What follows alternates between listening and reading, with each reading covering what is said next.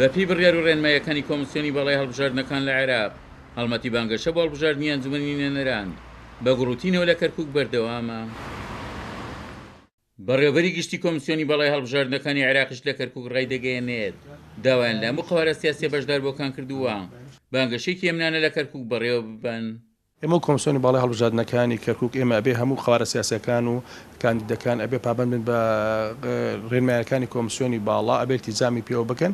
ئێمە کۆمسیۆنی باڵا ئێمە مەجموعەی التیزاماتمان هەیە ئیجراتمان ئەبێ پابند بن بۆ ئیجراتانە وەکو ئەوەی نابێ بە هیچ شێوێ خەرقی ئەو ئیجراتانە بکەن ئەبێ وەکو بڵێ لە شوێنی ئاینەکان نابێ لەزگی ڕسمەکانیان بکەن نابێ لە شوێنی کەنائیس و لە شوێنی قوتابخانەکان و لە شوێنی ئەوەی شوێنی کە مەسەلەن داری حکوومەتە نابێ بەم شوێ التیزامی بێ پێوە بکەن نابێ خەرقی قانون بکەن. وەکو کەرکووک لە جاران ئەندامێکی مەکتەبی سیاسی یەکێتی و سەرۆکی لیستی یەکێتی شتێ پارێزگای کەرکووک ڕایدەگەیەنێن وەکو یەکێتی نیشتیمانی کوردستان بۆ ئاراستەیە کار دەکەن بانگەشەیەکی شارستانی لە کەرکووک بەڕێوە بچێت.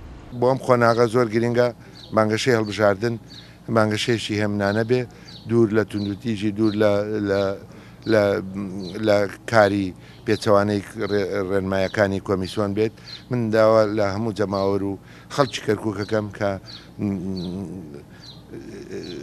شتێکی هێمنانە بکەن کە بۆی هیچ کەس و لایەنێک یان کۆمیسیۆن بە پێچەوانەی کۆمیسیۆن نەبێت.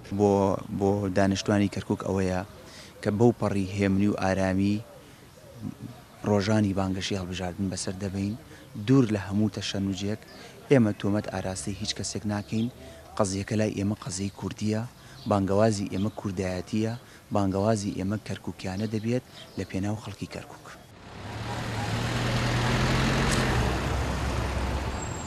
لە کەرکووک سیوێ قەواری سیاسی چێبەشێ لەسەر 13 کورسی پارێزگاکە دەکەن هەر بۆ هەڵبژاردننی ئەنجومەنی نوێنەران لە کەرکووک 300 کاندید بەشدار دەبن کە 216 پیا و 84 کاندیدیشیان ژنە هەموو قەوارەکانیش بە شێوەیەکی ئازادانە هەڵمەتی خۆیان لە شارەکە بەڕێوە دەبن.